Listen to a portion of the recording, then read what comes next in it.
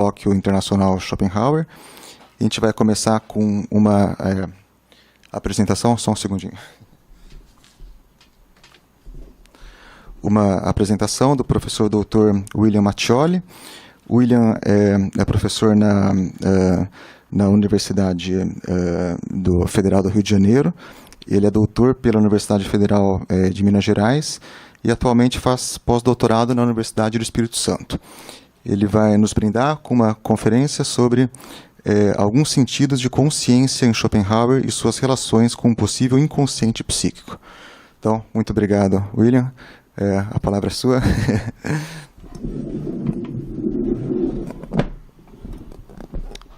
Obrigado. Vocês me ouvem bem desse jeito? Eu estou com a voz um pouco ruim, talvez já peço desculpa antecipadamente. Bom dia a todos e a todas. Eu queria saudar os colegas e agradecer à comissão organizadora pelo convite para participar do colóquio. Também parabenizá-los, pelo primor na organização. O colóquio está sendo uma maravilha, com uma estrutura exemplar, debates muito instigantes. E é um prazer e uma honra estar nessa mesa com a participação ilustre da Sandra Shapshay também, com a mediação do Guilherme, e poder compartilhar com vocês algumas ideias, talvez alguns incômodos que me surgiram enquanto eu tentava mapear sentidos possíveis com os quais Schopenhauer emprega o termo consciência na sua obra. O que eu pretendo apresentar, então, é um primeiríssimo esboço de um mapeamento conceitual em torno da noção de consciência, no qual eu busco identificar sentidos distintos do termo e, ao mesmo tempo, eu tento encontrar uma definição mais geral que pudesse abrangê-los, ou ao menos a maioria deles. Mas antes de passar a apresentação propriamente dita do meu esboço, eu queria indicar rapidamente o caminho que me levou a esse questionamento. A indicação desse caminho talvez sirva também para explicar a parte do título da minha apresentação que se refere a um possível inconsciente psíquico em Schopenhauer. Infelizmente, eu não vou conseguir elaborar mais detalhadamente esse ponto, mas eu vou indicar aqui de forma introdutória o lugar que esse problema ocupa no escopo da minha análise. Aquela parte do meu título que se refere a um possível inconsciente psíquico em Schopenhauer pode causar algum estranhamento, já que não parece haver grande dissenso quanto ao fato de Schopenhauer ser um dos mais importantes filósofos na história do conceito do inconsciente e ter antecipado em grande medida muitas das ideias que viriam a nortear, por exemplo, a formulação freudiana desse conceito no quadro da sua metapsicologia. Esse é um ponto de grande relevância na literatura secundária. Os nossos pesquisadores aqui no Brasil têm contribuído substancialmente para o aprofundamento desse debate. Mas se Freud, por um lado, é bastante claro quanto à tese de que o inconsciente é uma instância propriamente psíquica, a essência mesma do psíquico, cujo funcionamento responde a um modo particular de associação de ideias, de pensamentos, que é dotada de intencionalidade, estruturada em torno de representações carregadas de sentido, um sentido que pode ser decifrado ao menos até certo ponto por uma hermenêutica própria, a interpretação analítica. No caso de Schopenhauer, por outro lado, é menos claro em que medida nós podemos compreender a noção de inconsciente como passível de ser inscrita nesse registro do psíquico, do anímico ou do mental. Isso porque ele usa o adjetivo inconsciente, sobretudo e preferencialmente, para se referir à vontade na sua acepção, digamos, originária, com aquele impulso cego que subjaz a todos os movimentos e processos que ocorrem no nosso organismo e, por extensão analógica, a todos os movimentos e processos da natureza em sua totalidade.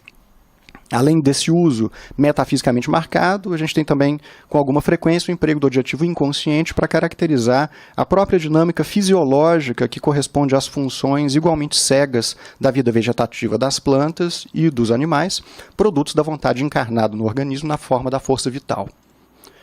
Como sabemos, a insistência no caráter cego da vontade se deve à tese central de que ela se encontra fora do campo da representação e do princípio de razão suficiente, de forma que ela por um lado, essencialmente destituída da capacidade de representar em geral e, por outro, sem fundamento, sem direção, sem finalidade. Essas duas características da vontade podem ser sintetizadas na tese de que ela é inteiramente destituída de intencionalidade, e eu considero essa tese como expressão do que a gente pode chamar de posição oficial do Schopenhauer. Bom, isso é um truísmo para os leitores do filósofo, mas eu sublinho esse ponto porque, à luz dessa caracterização da vontade e do vínculo entre vontade e inconsciente, a ideia de que haja em seu pensamento um inconsciente psíquico parece um pouco menos evidente. E isso porque o psíquico, o campo do mental ou do anímico, aparece em Schopenhauer, na maioria das vezes, como coextensivo ao campo da representação. E a representação, por sua vez, aparece identificada à consciência.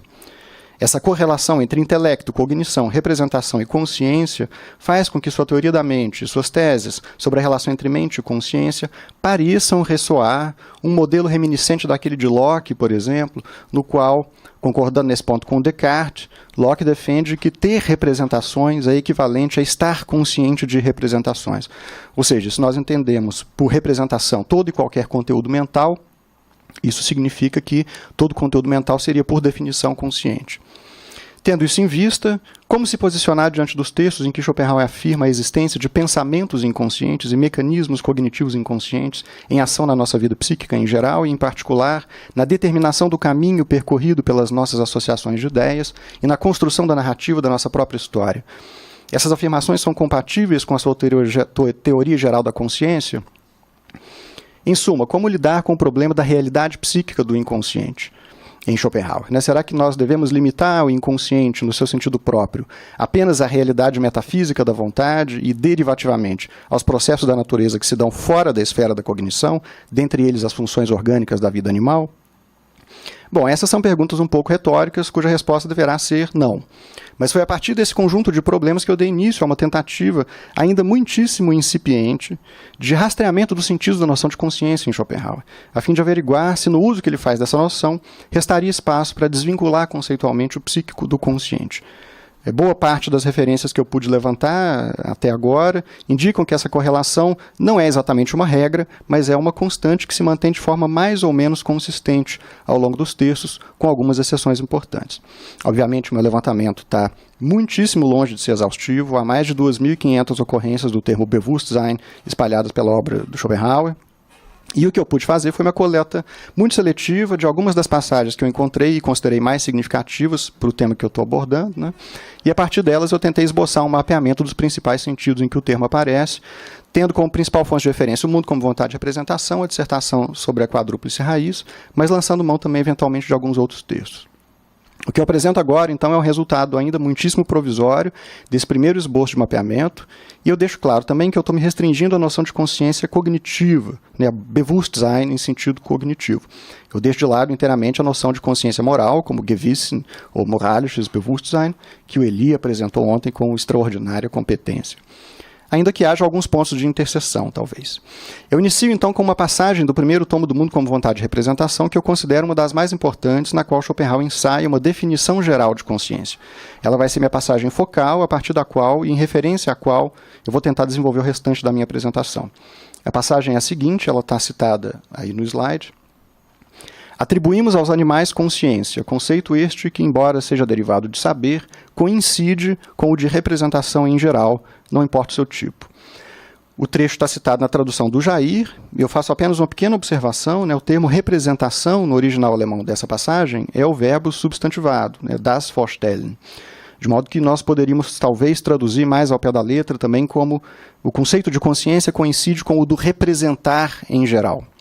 Eu chamo a atenção para essa nuance só para indicar que representação aqui não se refere unicamente ou diretamente ao conteúdo intencional de um ato cognitivo, ao conteúdo que é aprendido como objeto, mas se refere também, talvez ainda mais fundamentalmente, né, ao próprio ato e à sua estrutura ou forma geral, que implica os dois polos, do sujeito e do objeto, em correlação necessária e que é logicamente anterior à representação enquanto objeto. A consciência é, então, nos termos de Schopenhauer, no tomo 2, capítulo 30, o sustentáculo da existência objetiva dos objetos. Eu vou me referir a essa definição como definição formal e estrutural de consciência, na qual é enfatizada, portanto, a correlação necessária entre a consciência como ato cognitivo em geral e o objeto em geral como sua contraparte intencional. Dando a palavra novamente ao autor, tomo 2, parágrafo 1, uma consciência sem objeto não é consciência alguma. Paralelamente a essa definição formal e estrutural de consciência, mas ainda no mesmo registro temático, que é basicamente do ponto de vista subjetivo, nós podemos distinguir mais duas definições. Uma que eu vou chamar de definição transcendental e outra que eu vou chamar de definição fenomenológica. Eu faço um empréstimo um tanto quanto livre desse termo, eu estou usando num sentido não estritamente técnico. A definição transcendental eu encontro bem formulada no parágrafo 16 da quadrúplice raiz, onde Schopenhauer diz que, a citação está ali também, a nossa consciência cognoscente surge como sensibilidade externa e interna, entendimento e razão, e que ela divide-se em sujeito e objeto, não contendo nada além disso. A partir desse trecho, creio que podemos formular a definição transcendental de consciência nos seguintes termos. A consciência é a unidade das faculdades cognitivas que permitem ao sujeito representar um objeto qualquer. É esse sentido de consciência que está implicado nas passagens em que Schopenhauer afirma, por exemplo, que as formas universais de todo objeto residem a priori em nossa consciência. Tomo 1, parágrafo 2. Enquanto a definição estrutural enfatiza a correlação entre consciência e objeto a partir do conceito de representação em geral, a definição transcendental enfatiza o lado subjetivo dessa correlação, a unidade das faculdades, que são a origem das formas universais sob as quais um objeto qualquer pode ser representado. Obviamente, essas duas definições não se contrapõem, né, elas se complementam e se distinguem só em termos de ênfase. A terceira definição geral de consciência, no interior desse mesmo registro conceitual, né, a definição que eu vou chamar de fenomenológica, desloca a ênfase da dimensão meramente formal ou estrutural para a dimensão, digamos, material do conteúdo do ato cognitivo que apreende o objeto. Trata-se de um sentido implícito presente em diversas formulações espalhadas pela obra de Schopenhauer, à luz do qual nós entendemos por consciência algo como um estado ou conjunto de estados mentais nos quais um sujeito apreende certos conteúdos qualitativos ou objetivos que aparecem de um determinado modo no espaço de vivência que lhe é acessível na perspectiva de primeira pessoa. Bom, os termos nos quais eu formulo essa terceira definição não acompanham literalmente o vocabulário schopenhaueriano, né? Eu estou importando um pouco para dentro da leitura do texto algumas noções presentes, por exemplo, em certos debates em filosofia da mente, mas eu espero não estar cometendo com isso nenhuma violência hermenêutica, porque eu acho que essa definição contempla razoavelmente bem o campo semântico sobre o qual incidem os diversos tipos de consciência que o Schopenhauer apresenta, sobretudo a partir das distinções entre os tipos de representação e entre os modos de apreensão dos objetos com os quais nós nos confrontamos no horizonte da nossa experiência. Se nós retomarmos a passagem focal a partir da qual eu apresentei a primeira definição geral de consciência, nós notaremos que já ali o Schopenhauer assinala a abertura de um espaço para a determinação material do objeto que, na sua especificidade, vai distinguir cada tipo de consciência que eu vou mencionar na sequência em função do tipo de objeto ou do modo como o objeto é apreendido. O Schopenhauer diz lá naquele trecho, o conceito de consciência coincide com o de representação em geral, não importa o seu tipo. Ou seja, a consciência em geral coincide com a representação em geral, né? E a cada tipo de representação vai corresponder, como a gente vai ver, um tipo de consciência. Tendo isso em vista, um primeiro esquema de classificação desses tipos pode ser esboçado a partir da divisão que o Schopenhauer propõe entre as classes de objetos, desculpa, gente, minha garganta não está legal, entre as classes de objetos, para submetê-los às 4 figuras do princípio de razão suficiente. Segundo essa divisão, nós teríamos um primeiro esquema com as seguintes categorias. E aí eu trouxe um esboço de um diagrama para tentar tornar a coisa visualmente mais intuitiva. Eu espero que ele realmente ajude mais do que confunda. Aí, isso, Guilherme, você pode deixar o diagrama aí. Se der para colocar ele inteiro, é melhor. Se não der, talvez... Então, nós teríamos, então, esses tipos, né? Em primeiro lugar, o que a gente pode chamar de consciência empírica e intuitiva, que corresponde à percepção dos objetos materiais no espaço, conectados causalmente segundo a ordem do tempo, e que constituem o horizonte global da nossa experiência do mundo exterior como produto da atividade do entendimento, né, que converte as impressões sensíveis em intuições. Em segundo lugar, a consciência reflexiva, que corresponde à cognição discursiva humana, tornada possível pela razão através das representações abstratas, que nos permitem organizar o conteúdo da experiência em esquemas conceituais, armazenar esses esquemas na memória e projetá-los no tempo de forma a antecipar e planejar o futuro. Em terceiro lugar, o que eu vou chamar de consciência intuitiva pura, dando conta da capacidade que, segundo Schopenhauer, nós temos de intuir as formas do tempo e do espaço, independentemente de qualquer conteúdo, ou seja, como formas vazias, visando apenas as relações intrínsecas entre suas partes, compreendidas em termos de posição, no caso do espaço, e sucessão, no caso do tempo. Em quarto lugar, a autoconsciência volitiva, que corresponde à percepção íntima, direta e imediata do querer via introspecção ou sentido interno, sobretudo através dos atos de vontade, que por sua vez se exteriorizam no corpo, mas também pelas afecções de prazer e desprazer, em suas diversas gradações, e nos sentimentos engendrados por formações complexas dessas afecções.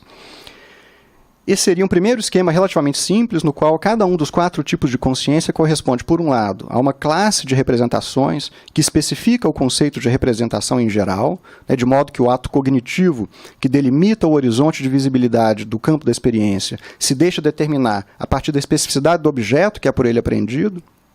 E, por outro lado, cada tipo de consciência corresponde ainda à atividade de uma faculdade específica, que é responsável do lado do sujeito pela forma determinada na qual o objeto aparece. No caso da consciência empírica intuitiva, trata-se do entendimento, que une as formas do tempo e do espaço na representação da matéria. No caso da consciência reflexiva, é a razão, que, ao espelhar o mundo intuitivo nos conceitos, torna o sujeito apto a tomar distância da imediaticidade das representações intuitivas, e isso com uma tal clareza de consciência que ele é capaz de reconhecer a si mesmo como sujeito ao qual se referem essas representações. No caso da consciência intuitiva pura, a faculdade responsável é a sensibilidade pura, pela qual nós somos conscientes a priori das propriedades elementares do espaço e do tempo, consciência na qual se baseia a apodicidade das verdades matemáticas que acompanha a evidência do seu caráter a priori. E, por fim, no caso da volição, o nome da faculdade é a própria autoconsciência, Selbstbewusstsein, ou sentido interno, que fornece ao sujeito cognoscente o que seria, a princípio, o único conhecimento imediato de si mesmo que lhe é possível. O conhecimento de sua interioridade essencial como vontade. Esse esboço dá conta de uma primeira distinção que é necessária para compreender a diferença irredutível na perspectiva de primeira pessoa entre os respectivos estados mentais e seus conteúdos próprios, né? E essa diferenciação é feita no registro de tematização que eu vou denominar também muito provisoriamente de transcendental fenomenológico, para distingui-lo do funcional, fisiológico e anatômico com o qual Schopenhauer também se ocupa profundamente em outros momentos. No registro transcendental fenomenológico, a consciência é tematizada tendo em vista as condições e o modo de acesso aos objetos que lhes são imanentes. Esse modo de tematização se refere basicamente àquilo que em Schopenhauer se chama, como eu indiquei, o ponto de vista subjetivo, vinculado explicitamente à perspectiva idealista, e que ele entende como sendo uma espécie de filosofia primeira. Ele a define como a doutrina da consciência e o seu conteúdo em geral. Parágrafo 14 do tomo 2 do Mundo. Já o registro funcional, fisiológico e anatômico se refere fundamentalmente ao ponto de vista objetivo e empírico de tematização da consciência, e ele vai ficar de fora da minha análise por hora.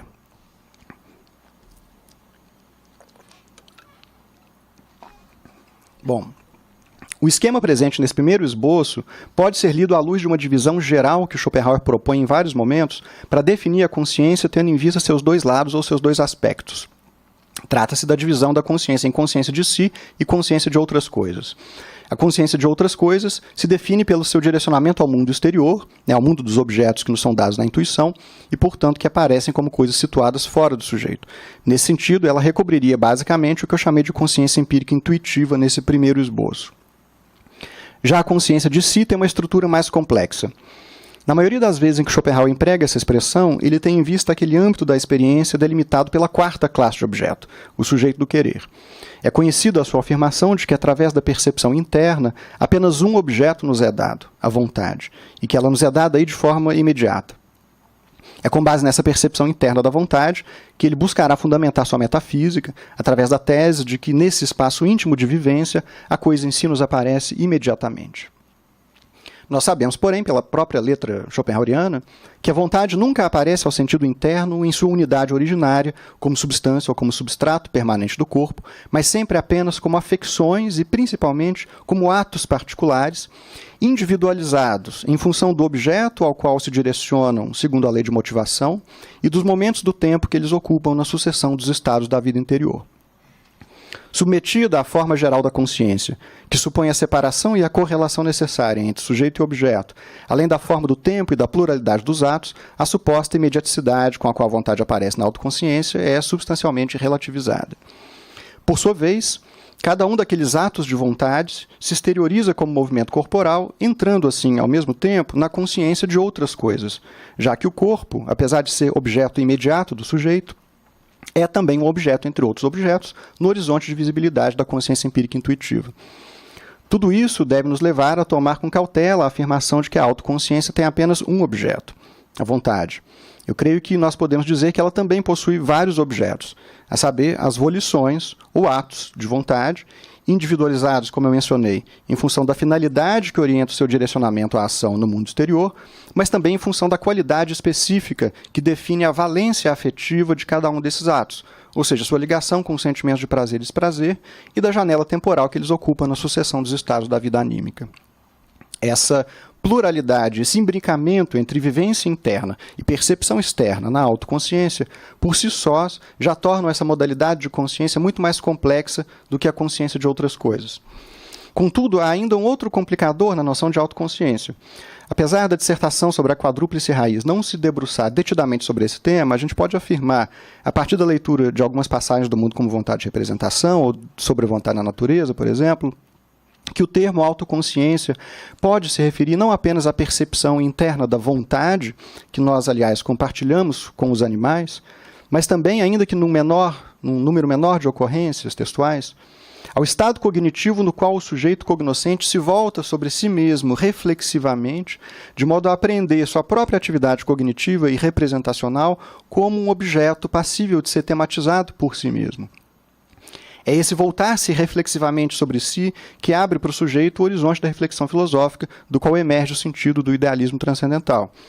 Essa modalidade de autoconsciência só é possível pela circunspecção racional, uma capacidade reflexiva referida pelo termo Besonnenheit, que nos distingue fundamentalmente dos animais na medida em que somos dotados da faculdade de razão. Nesse sentido, podemos dizer que essa modalidade de autoconsciência pertence à categoria da consciência reflexiva, e que também a consciência reflexiva, ela mesma, pode ser dividida entre consciência de si e consciência de outras coisas. A consciência reflexiva de outras coisas seria, então, aquela atividade cognitiva que organiza os conteúdos da experiência do mundo externo em esquemas conceituais, de modo a manejar, no campo das representações abstratas, categorias de classificação e ordenação hierárquica, fixando esses esquemas em estruturas judicativas e proposicionais complexas e construindo a partir disso todo um corpo de saberes sobre o mundo. A autoconsciência reflexiva, por sua vez, pode ser entendida como o saber que o sujeito constrói sobre si mesmo pelo espelho do conceito. Por um lado, ao reconhecer-se como polo de uma correlação necessária na qual o mundo aparece como objeto para si, e, por outro lado, ao fazer remontar aqueles esquemas conceituais à unidade de um eu, reconhecendo-se como esse eu ao qual se referem todas as representações que se encontram ligadas numa experiência. Se nos deslocarmos do registro transcendental fenomenológico para o funcional e fisiológico, muito rapidamente aqui, nós veremos Schopenhauer confrontando-se ali com Kant, conversando com Kant, se referia a essa unidade da consciência como ponto focal no qual convergem todos os raios de atividade cerebral. Isso está no parágrafo 20 do segundo tomo. Bom, haveria muito mais a ser dito sobre esse ponto, incluindo um último elemento complicador, que é o fato de que naquela unidade do eu não se encontra apenas o sujeito do conhecimento, mas o sujeito do conhecimento está fundido e identificado ao sujeito do querer, numa modalidade de autoconsciência que já não é mais, portanto, propriamente reflexiva, mas de outra ordem.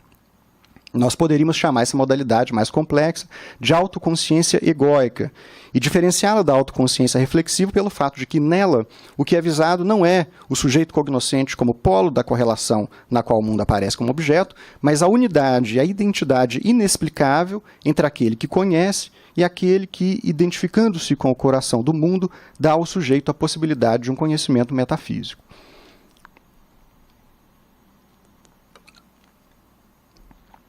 Bom, esses são pontos difíceis que demandam uma análise muito mais cuidadosa do que eu estou em condições de oferecer nesse momento.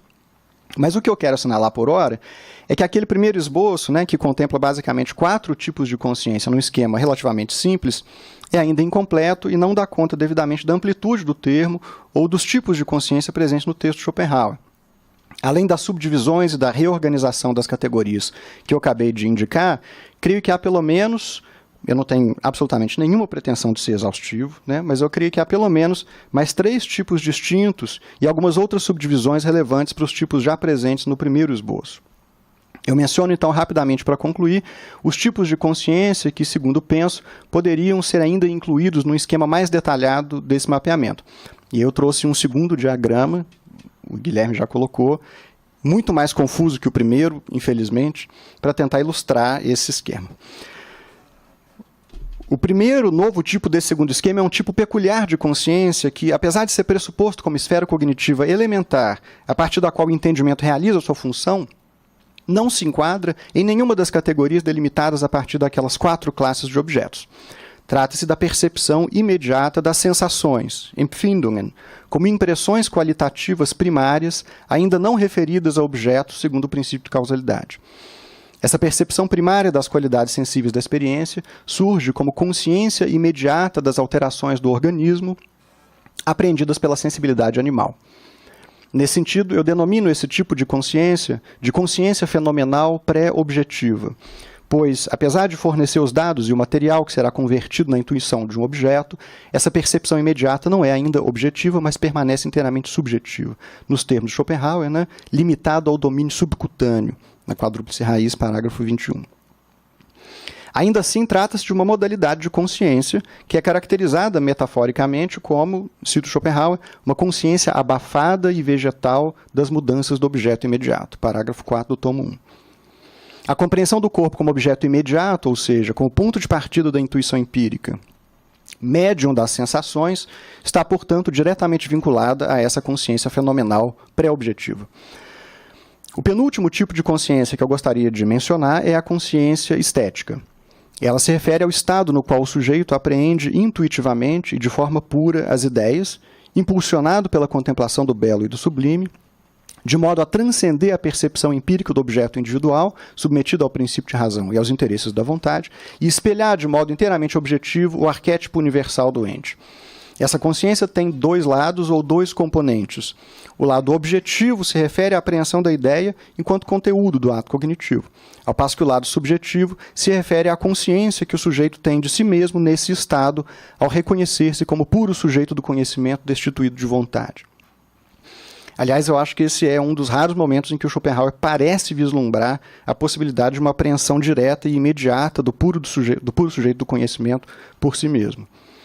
Assim, nós poderíamos falar numa consciência estética objetiva e numa consciência estética subjetiva. Esse estado contemplativo corresponde a um tipo de cognição superior, no qual se abre ao sujeito o espectro global composto pela totalidade dos arquétipos ou graus de objetivação da vontade, e ao qual Schopenhauer se refere como autoconsciência da vontade, pois aqui ela adquire a representação mais plena e perfeita de si mesma no espelho da contemplação. Para concluir, então, eu menciono ainda muito rapidamente o último tipo de consciência que fecharia esse meu segundo esboço, né? A consciência mística. Com essa expressão eu me refiro ao estado em que é intuída, em maior ou menor grau, a unidade metafísica dos seres por meio de uma visão ou de um sentimento que ultrapassa o princípio de individuação e rompe as barreiras entre o eu e o restante do mundo. Disso resulta que, nesse estado, a divisão entre consciência de si e consciência de outras coisas é radicalmente relativizada, se não simplesmente apagada. Esse tipo de consciência encontra modalizações ou ramificações, às quais correspondem estados distintos, que entram em cena, sobretudo, pelo vínculo da simpatia, com o sentimento de compaixão, os fenômenos magnéticos, a magia, também com a clarividência sonambúlica, a visão de espíritos, os sonhos premonitórios, são temas que foram discutidos nas sessões dos dias anteriores, né? Aqui seria necessário, portanto, proceder a uma análise mais detida da especificidade de cada um desses estados, de modo a destacar os traços próprios de sua fenomenologia. Meu intento, por ora, é somente indicar o sentido mais geral desses tipos. A consciência mística também é aquela que, por fim, conduz o indivíduo ao estado de negação da vontade. Esse estado talvez já não possa mais ser denominado em si mesmo e propriamente de consciência, já que nele não é visado um objeto ou um conteúdo em geral, mas a própria visada, a própria intencionalidade, se encontra como que suspensa e anulada.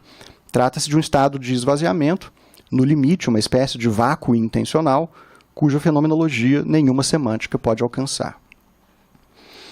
Bom, essa foi então uma tentativa de um primeiríssimo esboço de mapeamento de alguns sentidos de consciência em Schopenhauer que eu tentei fazer. Muita coisa ainda resta dizer sobre essa classificação, e esse esboço é só um pontapé inicial para um eventual trabalho mais substantivo de elucidação conceitual ainda a ser feito, e eu sei que vai ter muitas críticas, talvez, a esses esquemas aí.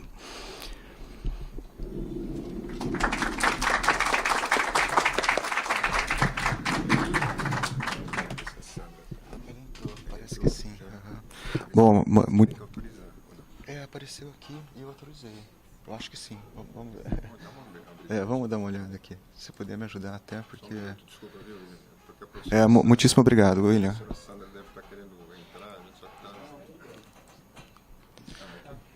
Acho que está aqui, né? Bom, muitíssimo obrigado, William, pela brilhante apresentação. Com certeza todos nós estamos muito empolgados aqui para fazer perguntas para você. Que vocês preferem, pessoal? A gente passa para a próxima apresentação? Talvez seja melhor pela questão do horário, né? Porque daí a gente não entra na apresentação da Sandra, né? Tá, então logo a gente volta com as perguntas. Sandra, how are you? We are very glad to have you here again in our Congress. Thank you for having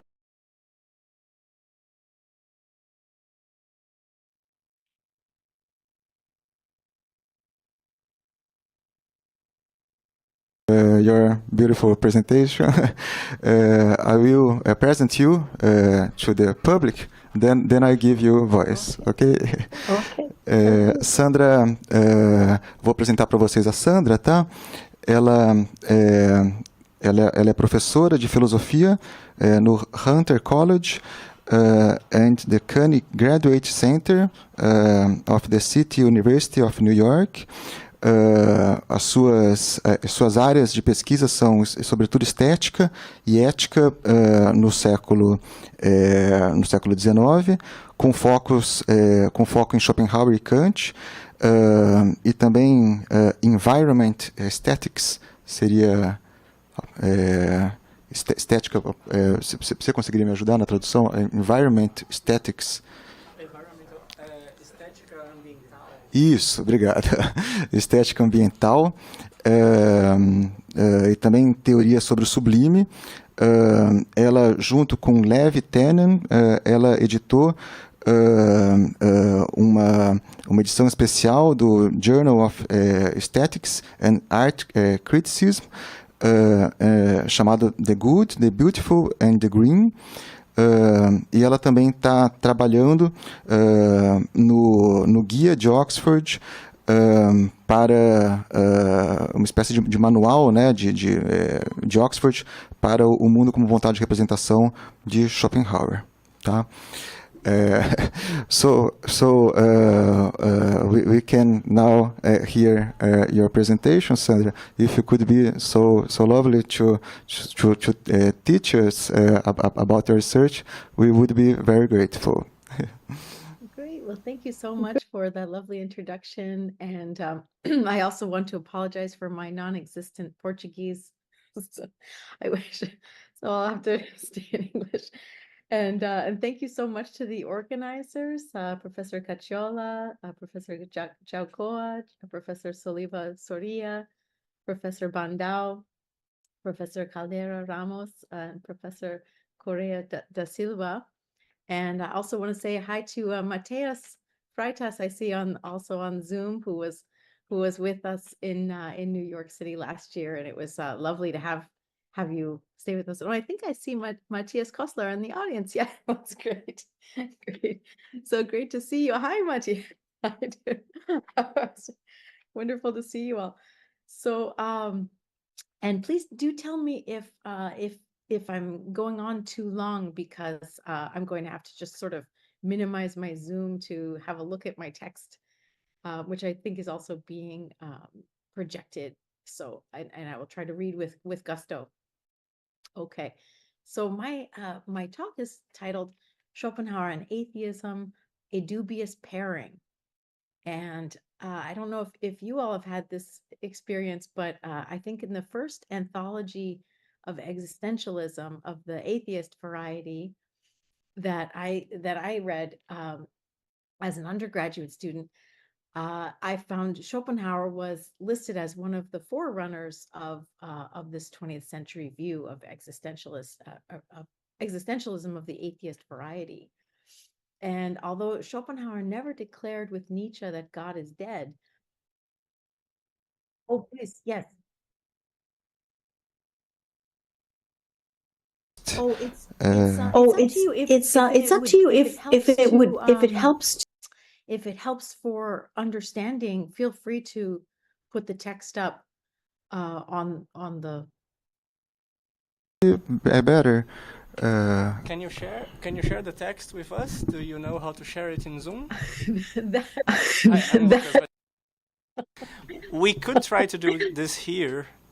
Do we have the text? I sent it to Anna Carolina last night.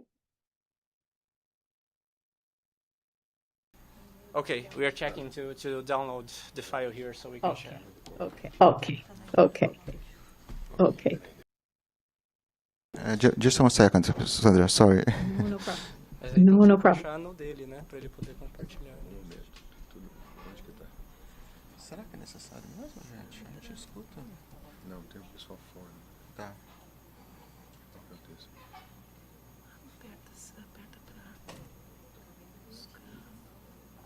Aí o texto. Vai.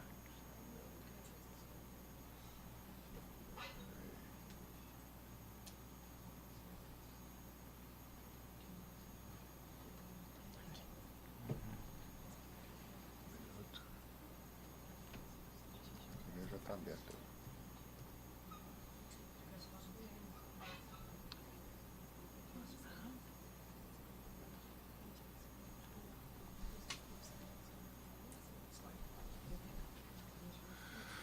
Um momento. Peraí. Ok. Aqui, ó. Não, estou procurando o Chrome. Peraí. Peraí um pouco assim. I also see Margit in the audience too, yeah? Hi, Margit.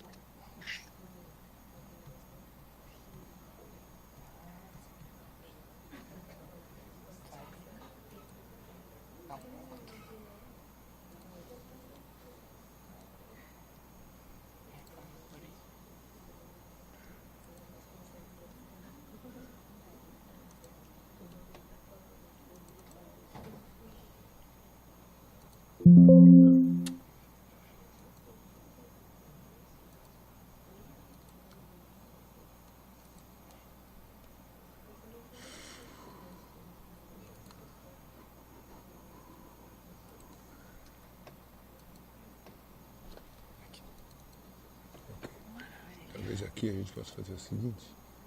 Peraí. Tá bom? Okay. All right. Sorry so much about that, Sandra. So now we can do it. So if you could continue, we would be very thankful.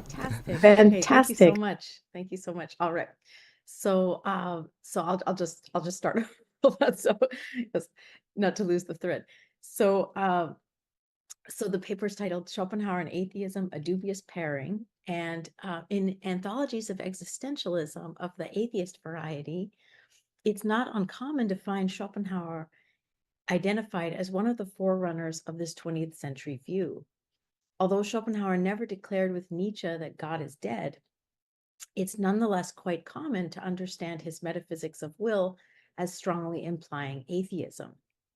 Against this common view, a few Schopenhauer scholars who have questioned whether Schopenhauer's thought is best understood as atheistic.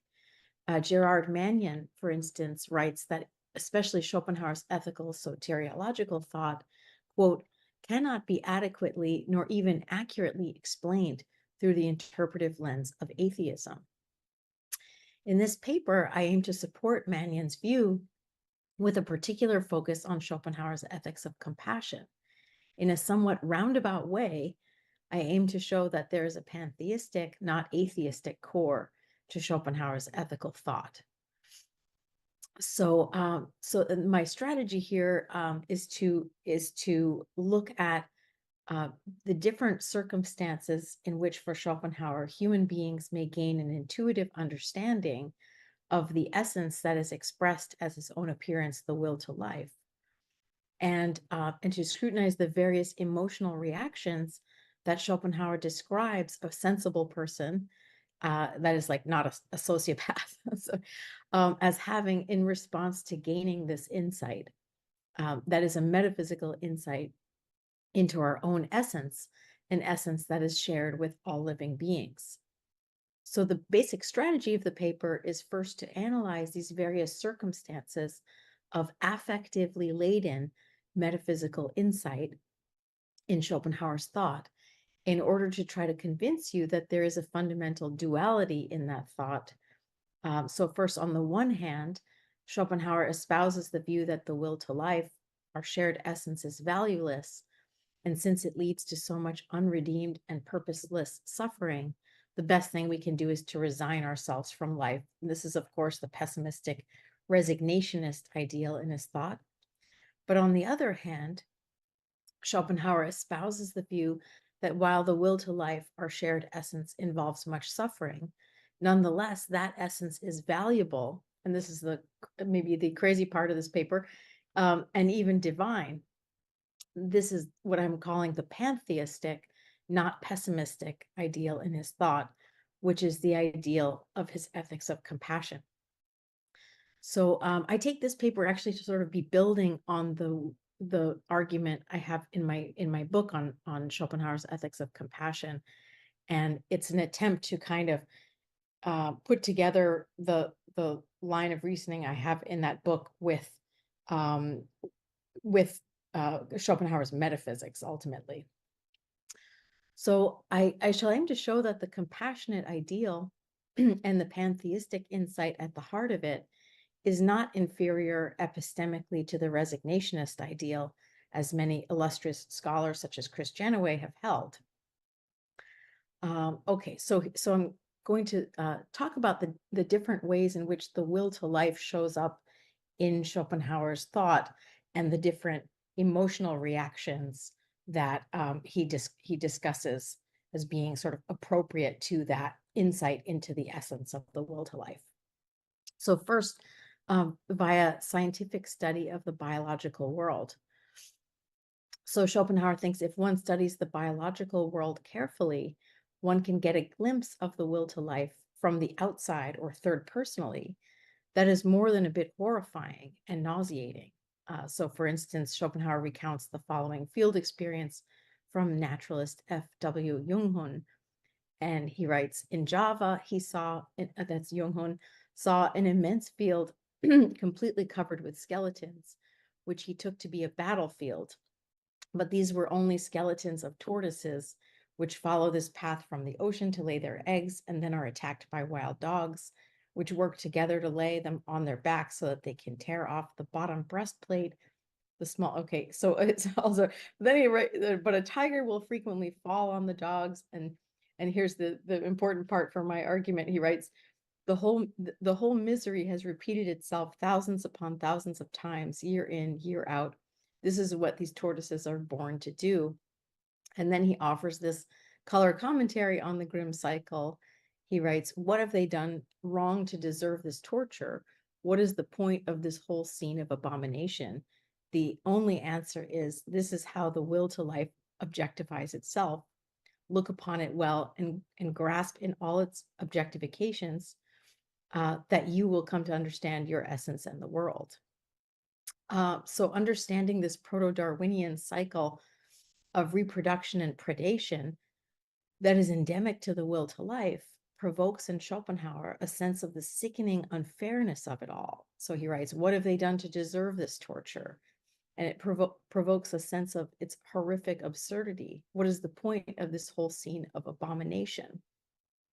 Because the only answer one can give is, this is how the will to life objectifies itself. So this is an insight similar to the one we may gain through an experience of tragic drama, where we see how the will to life objectifies itself in human life. And this quote is, I'm sure, very familiar to everyone in the audience. You know, tragedy gives us the terrible side of life, the unspeakable pain, the wretchedness and misery of mankind. And we get here a significant hint as to the nature of the world and of existence. Okay, so in looking at the biological world through dramatic tragedy, we gain an insight into the will to life, the essence of all living beings, that is horrifying, nauseating, and even perhaps makes us want to turn away from the will to life. But the instance of this essential insight that really best supports the case for Schopenhauer's pessimism and I think the attendant atheism comes in the the place where Schopenhauer describes the transition from high degrees or saintly levels of Menschenliebe to a kind of to a radical change in her attitude toward the essence. And so he writes, such a human being who recognizes himself, his innermost and true self in all beings, must also regard the endless suffering of all living things as his own and take upon himself the pain of the whole world. This becomes the tranquilizer of all and every willing.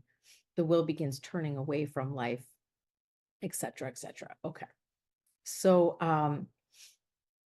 and on Schopenhauer's analysis, this radical change in willing occurs because the paragon of moral virtue goes from loving others as himself and doing as much for them as for himself to conceiving a loathing for the essence that is expressed in as his own appearance, the will to life. Okay, so these passages certainly support the view that the compassionate person is second-rate ethically and epistemically to the resigned person, for it seems that once the most veridical understanding of the will to life has been achieved, love for all living creatures and hope for the amelioration of suffering will vanish. With the deepest understanding of the shared essence of ourselves and all other living beings, the compassionate person turns from loving the essence of all living creatures toward a loathing of that essence, thus putting her on the path toward voluntary renunciation. Okay. So the lesson here seems to be that the most veridical perception of the essence of the world prods one toward resignation, which is also the highest good rather than universal compassion and love. Okay. So to sum up, in all of these passages, the insight into the essence of the world as will is nauseating, horrifying, and promotes a loathing for this essence, the will to life.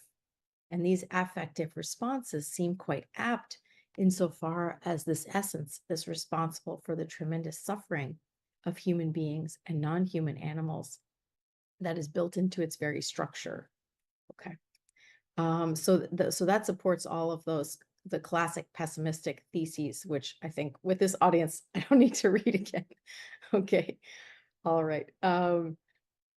Okay. So, but when in other places in Schopenhauer's works, when the copy of the will or the shared essence of all living beings is perceived, he describes this encounter as involving far more positive emotions, joy, wonder, and love. And it is to these positive affective responses to the recognition of shared essence that I now turn.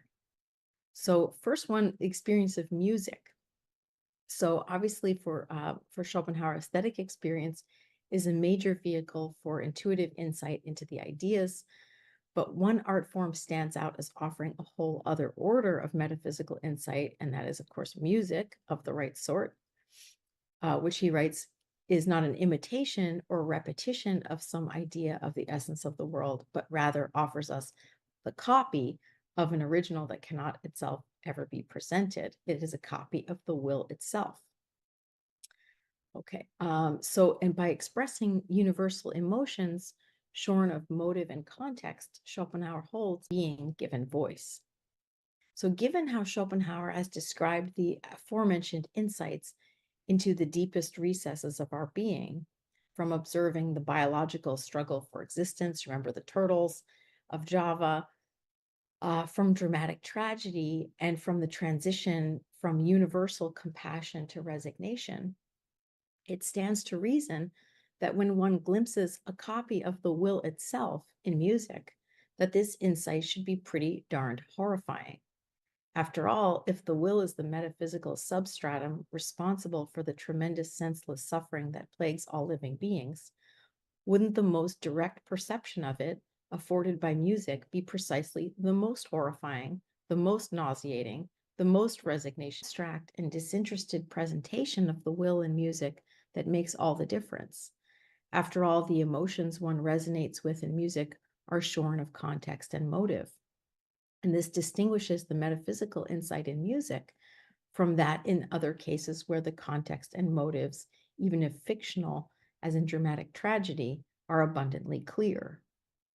However, even given the difference made by the abstractness of musical insight into the metaphysical will, To say the least, it remains quite mysterious why the essence of our being, when disclosed to us as immediately as possible, should bring us a heartfelt joy, if the news about our essence is as grim as the pessimistic story would have us believe.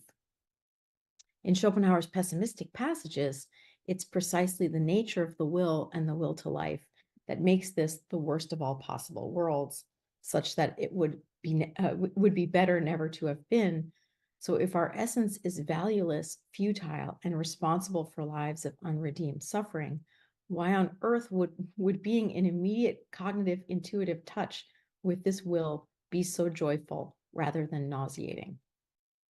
So the next case is compassionate insight into our essence, the feeling of love for humankind.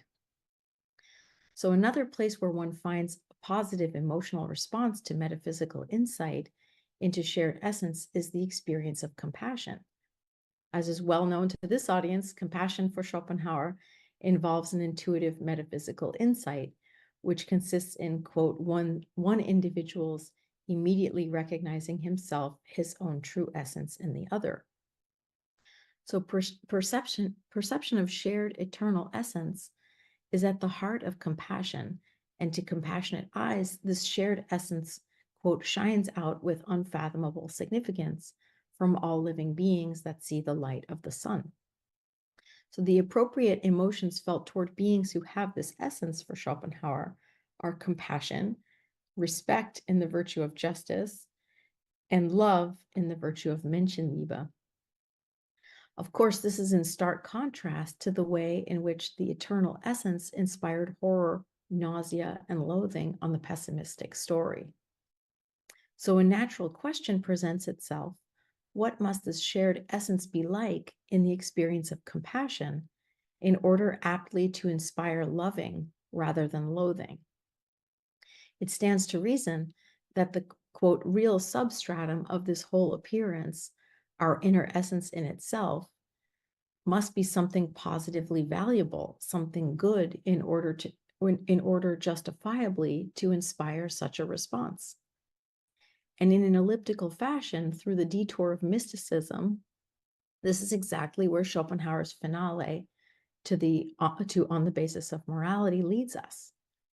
He writes in the concluding section of On the Basis of Morality, titled Metaphysical Basis, he writes, quote, every wholly pure good deed, every fully and truly disinterested help that has as such the distress of others exclusively as its motive, is really a mysterious action, a practical mysticism, insofar as it springs in the end from the same knowledge that makes up the essence of all true mysticism and is truly explicable in no other manner. So from that passage, you can derive the first premise of an argument I see in this section, that every truly good, compassionate deed is an act of practical mysticism. Okay, so what's at the heart of mysticism for Schopenhauer? We learn in the second volume, chapter 48, that, quote, mysticism in the broadest sense is any instruction leading toward direct awareness of what is unreachable by either intuition or concept.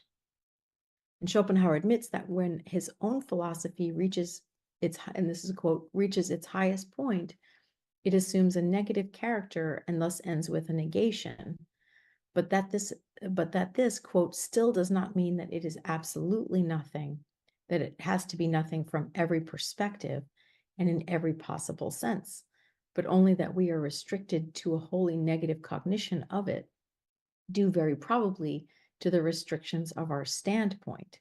But this is precisely where the mystic proceeds positively. And further, he characterizes mysticism as follows, quote, all mysticism draws this divine source back into us, as the subject and the adept ultimately recognizes with joy and wonder that he is himself this source. In precisely this spirit, the mysticism of the Sufis expresses itself primarily as reveling in the consciousness that one is oneself the kernel of the world and the source of all existence to which all things return. And finally, in passing, he sums up that there is, quote, a pantheistic consciousness essential to all mysticism. So from these thoughts on mysticism in Schopenhauer, we can get the second premise of an implied argument that I see, which is essential to all mysticism, is the pantheistic consciousness. And thus we get the following argument from on the basis of morality and supplementing with his thoughts on mysticism in the second volume. And the argument goes as follows, that every truly good, compassionate deed is an act of practical mysticism. Essential to all mysticism is the pantheistic consciousness. And thus the conclusion, therefore, every truly good deed involves a pantheistic consciousness. So to put the conclusion otherwise, every action of moral worth that is done from the feeling of compassion involves a pantheistic consciousness. But what exactly is the pantheistic consciousness that underlies every truly compassionate deed? And I think the natural gloss here is that it is the insight that all living individuals are ultimately part of the one that is divine. And it is this pantheistic consciousness of the shared essence that I believe is responsible for the responses of joy and love that pop up in Schopenhauer's descriptions of the experience of music, of compassion, and in mystical experience. And in mystical experience, one experiences joy and wonder at the source of all existence and one's feeling of unity with this source. In other words, one revels in the essence of oneself that is recognized as the kernel of the world and as God. Thus, I'd like to suggest that what the compassionate person responds to with respect and love when she perceives that it is only one and the same truly existing essence that really manifests itself present and identical in all, is that notion that the one real substratum that she shares with others is valuable because it is divine. Okay, so here's a possible objection to this view, though. Isn't the compassionate person who sees the shared essence, the will to life with a pantheistic consciousness, just in some way diluted? Hasn't the resigned person seen all the way down to the nauseating, horrifying purposelessness and valuelessness of the will to life that is responsible for so much suffering?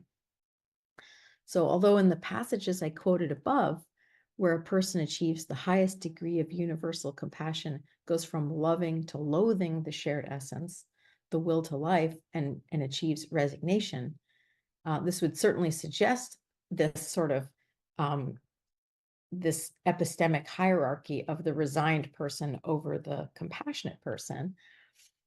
I think the two standpoints language in the second volume of The World as Will, section 48, where Schopenhauer suggests that the mystic proceeds positively, where his own philosophy culminates in a relative nothing, suggests a lack of epistemic hierarchy here. So just to clarify that a little bit more, so it might be that philosophically speaking, the greatest philosophical insight ends with the sort of the valuelessness, the purposelessness of the will to life. The mystic, Schopenhauer leaves open the idea that the mystic can proceed positively, even where Schopenhauer's own philosophy culminates. So the mystic may see that actually the will to life is something divine, something valuable, something positive. So I think in some ways there isn't the neat epistemic hierarchy that I think a lot of commentators have seen here. And additionally, at the end of On the Basis of Morality, Schopenhauer also suggests that the compassionate person has the epistemic advantage over the greatest genius or scholar. And he writes, meanwhile, moral excellence stands higher than all theoretical wisdom. And someone who is morally noble, however much he may lack in intellectual excellence, displays through his actions the deepest knowledge, the highest wisdom, and shames the greatest genius or scholar if the latter betrays through his deeds that the great truth has really remained foreign to him in his heart. So I think in a contest between, on the one hand, moral metaphysical insight, which, if my argument is correct, involves the practical mysticism of a pantheistic consciousness, and on the other, the metaphysical insight gained by the philosopher, the natural scientist, and the tragedian, Schopenhauer concludes that the noble person actually beats them all epistemically and displays the deepest knowledge and the highest wisdom.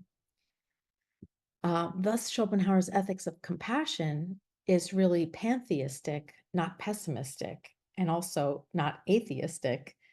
And the moral pantheistic insight at the heart of compassion seems to pierce through all the veils and is decidedly not second rate. So, whereas the traditional one Schopenhauer view sees a hierarchy epistemically and even ethically, broadly understood as, number one is the resigned person who perceives the shared essence as full of suffering and intrinsically valueless, and feels the horror and loathing for this essence. And that is decided, on the one Schopenhauer view, which I think is very much Janaway's view, the resigned person's on top, and the compassionate person is sort of second rate, perceives the shared essence as full of suffering, but intrinsically valuable because divine, feels love, joy, and wonder at this essence. On my two Schopenhauer view, these figures are on a par, at least on a par, epistemically and ethically. And actually, I think that many passages seem to suggest that the compassionate person even has an epistemic and ethical edge, per the above citation, the one about the morally noble person as displaying through his actions the deepest knowledge, the highest wisdom. Okay, so I'm not sure how we're doing on time. I've got one other objection to talk about, but if we're running short on time, I'll leave this to the Q&A.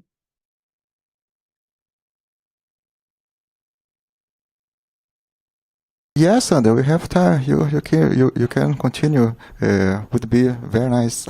Please.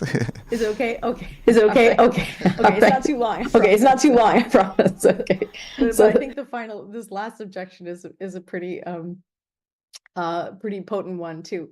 So another objection to this view I'm arguing for here is that doesn't Schopenhauer say terribly disparaging things about pantheism?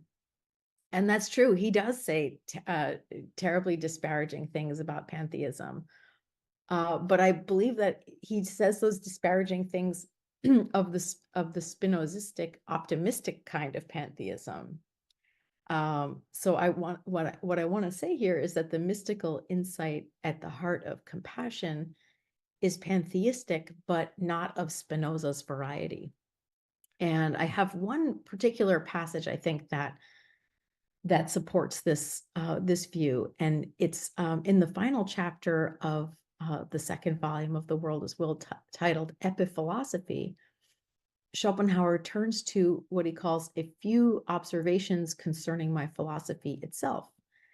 And one of the main topics he deals with here is to compare and contrast his own philosophy with Spinoza's version of pantheist monism. And he makes the following, to my mind, very revealing comparison that sheds a lot of light on the aforementioned connections between Schopenhauer's own monistic metaphysics and the practical mysticism that underlies every truly good, compassionate action. And he writes, my philosophy bears the same relation to Spinozism as the New Testament does to the Old. What the Old Testament has in common with the New is the same creator God. Analogously, for me, as for Spinoza, the world exists as a result of its own inner force and through itself. But for Spinoza, his eternal substance, the inner essence of the world, which he himself calls Deus, is, even in its moral character and its value, nothing other than Jehovah, the creator God who applauds his creation and finds that everything has turned out very well, that everything was very good. Spinoza did no more than remove its personality. For me, on the other hand, the will, or the inner essence of the world, is absolutely not Jehovah, but is rather the crucified Savior, as it were. Accordingly, my ethics is also in a complete agreement with Christian ethics, right up to its most elevated tendencies, and no less with the ethics of Brahmanism and Buddhism. So I think there's a lot to unpack in this passage. First, there's the analogy between Schopenhauer's philosophy to Spinozism. He asserts that his own philosophy is to Spinozism as the New Testament is to the Old. Both the New and the Old Testaments refer to the same creator God, but the character of that God in the world of appearance is vastly different in each.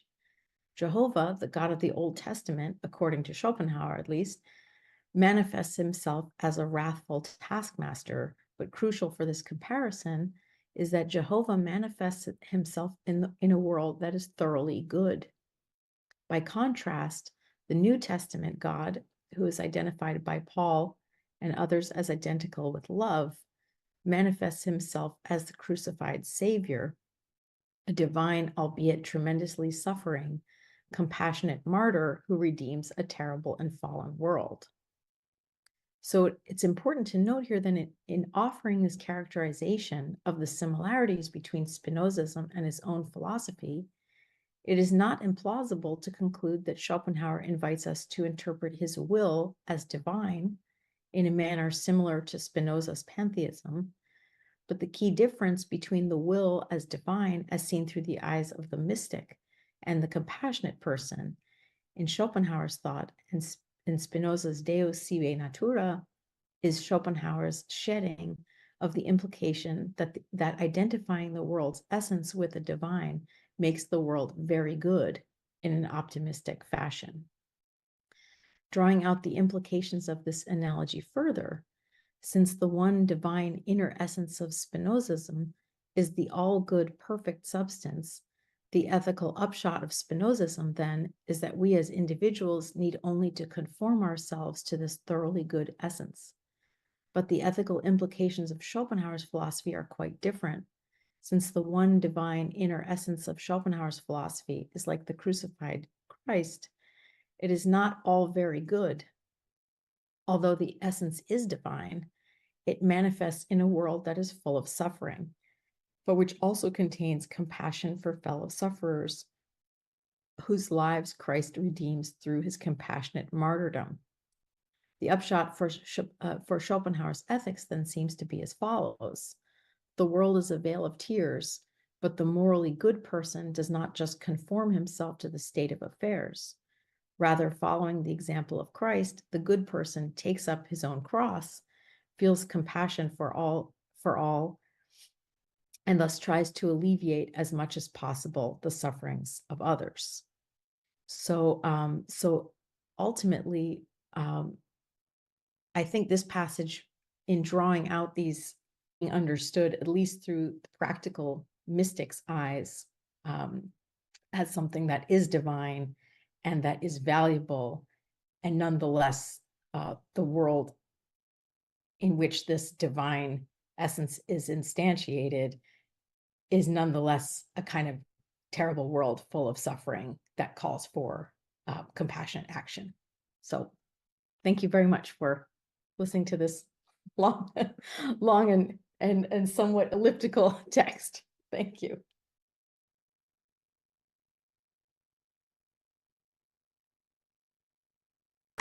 Thank you so much, Sandra, for sharing with us your so beautiful, original, and positive interpretation of Schopenhauer. Now we wanted to open to questions. If anybody has some question, we could translate. I would like to make a question. Can I start? Sandra, on this mystical experience that you point out that there is in Schopenhauer that maybe reveals that divine side of the world, I remember that text of Schopenhauer, the transcendent speculations on the intentionality. Como que se chama mesmo? Isso, yes, transcendent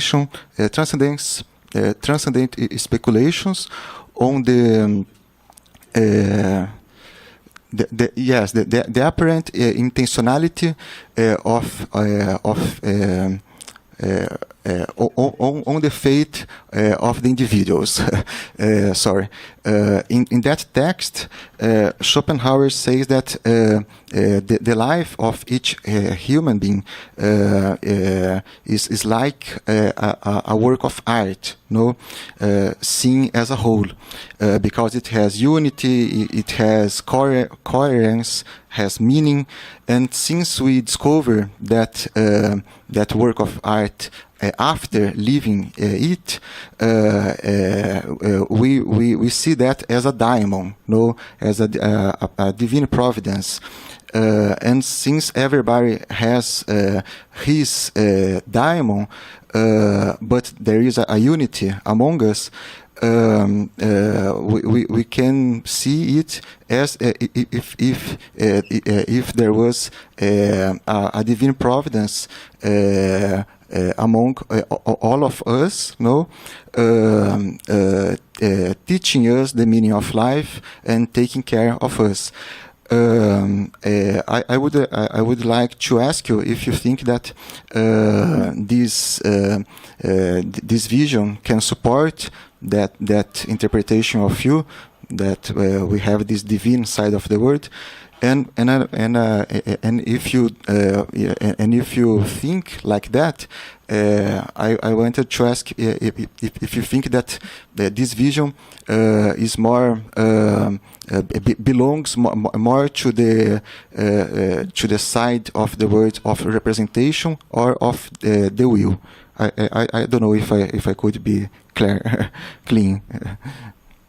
Yes, thank you so much. That's actually that is such a nice passage, and I haven't thought about that in conjunction with this this argument that I'm trying to make here. But I do think actually that might be a nice place to find further support for the notion that there are these emotional responses that pop up in Schopenhauer's thought that just don't seem to cohere with the pessimistic, atheistic line very well. So I think that's another one, the idea that the life of every human being can be seen as a work of art, that goes very well with the notion that where Schopenhauer says that every individual has his own special idea, that so I mean it's in the passages in the second book where he talks about the ideas in nature, the Platonic ideas in nature, and that it sounds like, okay, so every individual has a kind of intelligible character, and Schopenhauer goes on to talk about these intelligible characters as special ideas. So that all kind of coheres very nicely with the notion that the life of every human being is a kind of work of art, that insofar as, works of art are where we perceive ideas, then each individual would have a kind of special idea, and that would be perceived in a way as beautiful, or beautiful and meaningful. So I think that's and then the response to the perception of a person's life, say as an idea, would be a response of beauty, of sort of willless pleasure, and that I think might be another case that I could utilize to show that there are these positive affective responses to the lives of others that that don't gel with the pessimistic party line, you know. So I didn't actually rely, except for the case of music, and the case of music was the one I most wanted to talk about, because Schopenhauer is so clear there that we're getting, you know, we're getting to the we're getting a copy of the will in music. And so the epistemic value of music seems to be, you know, much higher than any of the other art forms. And then the response to music as this heartfelt joy seems to be, you know, cohere very badly with the notion of the will as, you know, as thoroughly nauseating, or the perceptions of the will as thoroughly nauseating. So, but I think that, thank you for that suggestion, because I think, you know, the response of a kind of will-less pleasure and a sense of beauty in beholding the special idea of every human being, that's another case where you could say, well, why wouldn't that response be also, you know, to the life of every human being? Why wouldn't that response be horrifying if the will ultimately were sort of as thoroughgoingly bad and purposeless and valueless as the pessimistic line would suggest? So, thank you very much, Sandra. So, other questions? Professor Kosler, now why don't you make one?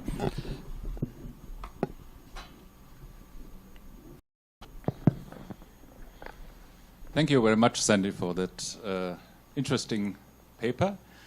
You developed a very special but interesting concept of pantheism, which I must think about, consider. I have another question regarding the hierarchy of compassion and asceticism.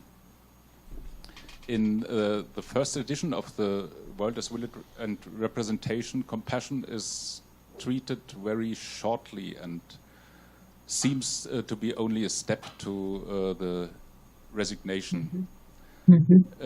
This changes, I think, with the writing of on the basis of morals. And do you think that there is a change in Schopenhauer's thought about this relationship between compassion and asceticism or resignation? Yeah, thank you, Matthias. That's a really good question. I haven't gotten to the point in this project yet of trying to sort of trace where I think there has been a change, but I think I mean, I'm for this argument, I'm definitely drawing very heavily on the basis of morality, and on the second volume of The World as Will. And I do think, just prima facie, it seems that, you know, that there really is a change that comes in when he writes and publishes on the basis of morality. And I think that's sort of maybe where he first kind of gives compassion some serious thought. It seems like where he really tries to systematize what he wants to say about compassion. And I think the line that seems to emerge in that text in particular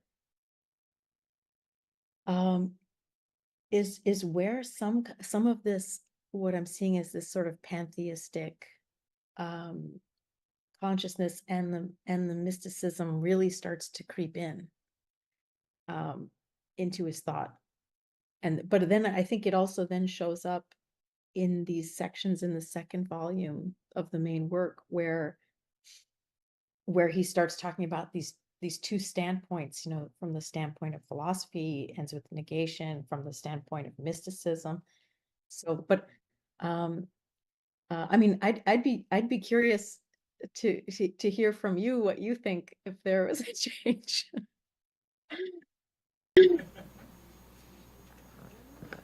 I'm sorry, I have no answer to your question.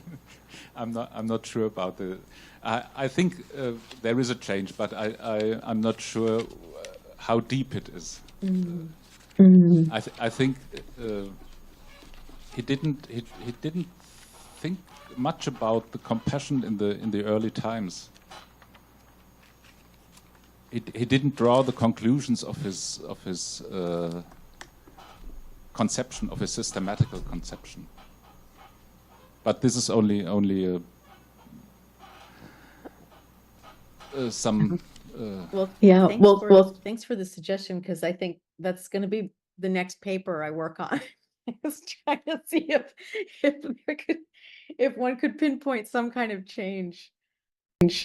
I think in there the is view. a real difference between, but I think you know that a real difference between the empirical standpoint on the basics of morals and the metaphysical standpoint in the world as will and representation in the main work. I'm sorry, Matthias, I couldn't hear you too well. Can you hear me now? It's a little better, yeah. Okay. I think there is really a difference between the empirical standpoint of compassion on the basics of morals and the metaphysical standpoint in the main work. But this is another line of complication of the whole subject. Yeah.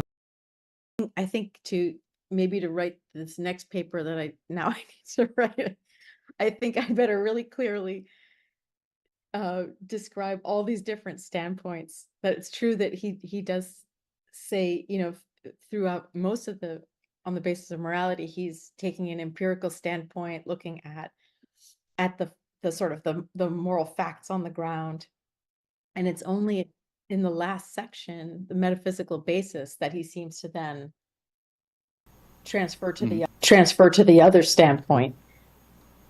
And in the basics of morals, compassion is something more autonomous, independent from the metaphysics. And so it has not this position between world as representation and resignation as the last. Yeah, that's a good point. Thank you once again. Thank you, Matthias.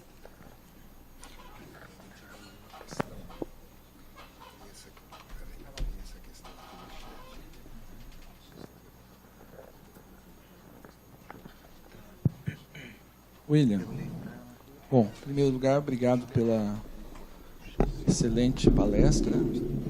Acho que o esquema é muito interessante porque esses esquemas ajudam, né, a reforçar o entendimento, né, desses. Então, parabéns pela apresentação brilhante. Eu vou colocar duas falas aqui, se você quiser comentar, né, vou escolher uma delas. Uma eu anotei porque, para não esquecer, uma questão que é sempre muito difícil é a questão sobre a possibilidade, a ocasião, não sei como colocar isso, eu acho que a possibilidade é o termo mais adequado, de a consciência de si identificar o motivo que causa uma ação. Isso talvez seja um dos problemas mais fundamentais da ética, né, como um todo, da psicologia, talvez. Né? E talvez esse seja um dos problemas relacionados, não sei muito bem, a qual nível ou qual escala, qual classificação específica de consciência que você fez. Se você puder comentar isso. E isso também é, talvez, um dos problemas que vão levar a uma distinção entre o sujeito o conceito de inconsciente que vai surgir a partir de Freud, talvez, aí eu não conheço, mas me veio essa possibilidade, né, de perguntar isso, e a noção de inconsciente de Schopenhauer. claro que essa confluência de questões acaba sendo muito complexa, né? Mas esse é um ponto, se você puder falar sobre isso. O segundo é uma antiga dúvida, acho que de muita gente. O puro sujeito do conhecimento, eu coloco dessa forma, o modo como eu não compreendo muito bem esse conceito, né? O puro sujeito do conhecimento é apenas um modelo, eu não quero usar a palavra ideia, porque fica muito complicado, né? Mas, ou de fato, ocorre o momento, ocorre o fato, né? E a impressão que eu tenho é que é algo muito abstrato, essa ideia, o puro sujeito do conhecimento. Ele poderia ser um modelo para que... If you could be so kind of wait, we would have a question for you later from the chat. Okay. Você quer fazer uma pergunta? Ela faz aqui ou nesse daqui? Eu acho que parte da sua resposta ao Eli talvez possa responder a questão que eu vou formular, por isso que eu pedi para fazer agora. Em relação a essa consciência estética, você me pareceu que você colocou uma situação privilegiada tanto no conhecimento do objeto, da ideia, quanto no próprio sujeito puro do conhecimento, né?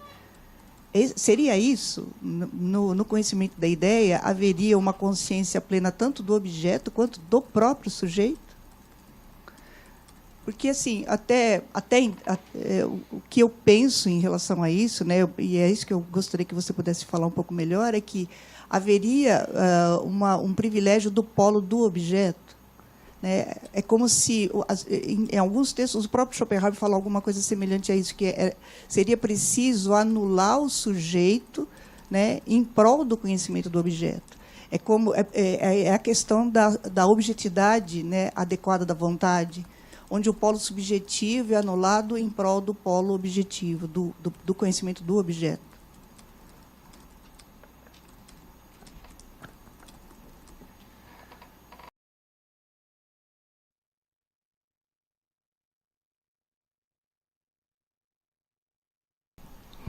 Bom, vocês conseguem me ouvir bem? Muito obrigado, Eli, muito obrigado, Selma, pelas questões. Eu não sei se eu vou conseguir respondê-las a contento, mas eu vou ensaiar um pouco de improviso aqui, alguns insights, né? Sobre a primeira questão do Eli, né, a possibilidade de a consciência de se identificar o motivo que causa uma ação, né? Isso tem tudo a ver com o problema que eu coloquei sobre a relação entre consciente e inconsciente de fato, e você trazer o Freud não é por acaso, né? A primeira coisa que eu acho que tem que manter em mente é que toda ação tem um motivo, não importa, né, que tipo de motivo, toda ação tem um motivo. No caso dos animais, representações intuitivas, no caso dos humanos, podem ser representações abstratas, né? E o Schopenhauer tem uma teoria muito complexa sobre as associações de ideias, né? Então, no caso do ser humano, muitas vezes os motivos eles estão ali misturados em uma série de processos deliberativos e associações de ideias que não são muito claras a nós, né? Que essas representações não sejam muito claras a nós não significa que elas não possam se tornar claras por um esforço. Eu acho que eu já puxo então um pouquinho com o Freud, que talvez para pensar uma distinção. Do jeito como eu estou pensando aqui o Schopenhauer, eu penso a relação consciência e inconsciente em Schopenhauer um pouco num modelo meio leibniziano. Você tem uma espécie de campo global da consciência e você tem as partes mais iluminadas e as partes menos iluminadas dentro de uma espécie de degradê, né, em que infinitamente pequenas variações vão ao longo desse espectro se tornando grandes diferenças de luminosidade e obscuridade. Então você teria representações, ideias e motivos que são talvez obscuros demais, confusos demais e que, portanto, nós não percebemos com muita clareza. Quando o Schopenhauer fala das associações de ideias, no parágrafo 44, se eu não me engano, da quadrúplice raiz, e ele remete ao 14 e ao 15 do segundo tomo do Mundo, ele fala, né, a vontade, a lei de motivação, e com isso eu já respondo aqui também, a pergunta, a consciência volitiva é aquela que está por trás dos motivos, né, o que eu chamei de autoconsciência volitiva, que é a consciência, a quarta classe de objeto da quadrúplice raiz, portanto a lei de motivação é o princípio de razão que o rege, né? Então, Schopenhauer remete, nesse parágrafo 44, a esses textos do tomo 2, e diz: a lei de motivação, os atos de vontade, são aquilo que, em última instância, encadeiam as associações de ideias. Né? As associações de ideias podem se dar a partir de todas as figuras do princípio de razão suficiente, no fim das contas, né? Relações de causalidade, de contiguidade, espaço e tempo, semelhança, analogia, relações lógicas, né, de derivação, digamos assim, por silogismo, né, no caso da deliberação racional propriamente falando. Mas o que está por trás, em última instância, é a lei de motivação, o que significa que é um ato de vontade que cria um ato cognitivo que representa uma coisa de uma determinada maneira, para que aquela coisa, por sua vez, mobilize novamente a vontade e ela venha a agir de uma certa forma. Só que esse ato de vontade, ele não vem do nada também, ele também é causado, ele tem um motivo. Isso não fica muito claro no parágrafo 14, mas no 44 da quadrúplice raiz fica claro. Ele fala: o ato de vontade produz as associações de representações, mas o ato de vontade também tem um motivo. Ainda que ele seja geringfügig, de baixa monta, de baixa intensidade. Né?